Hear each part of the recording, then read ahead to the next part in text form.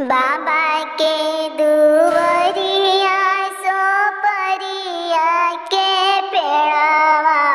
रे नौआ तोड़ही भिनु सार रे लालनावा अरे नौआ तोड़ही भिनु सार रे लालनावा भीतरा से निकलेली बाबा हो कवन बाबा बेटी और जली हले खाड़ रे लालनावा अरे बेटी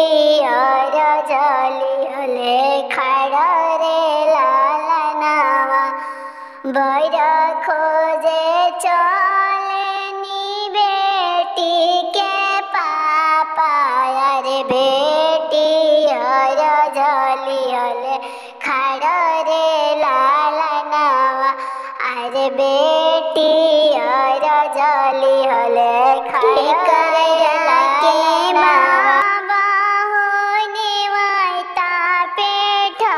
अरे के कारा दुआरे डोलिया खड़ रे लालनावा अरे के कारा दुआरे डोलिया खड़ रे लालनावा नौआ के भेजब हो बेटी के घरवा अरे भैया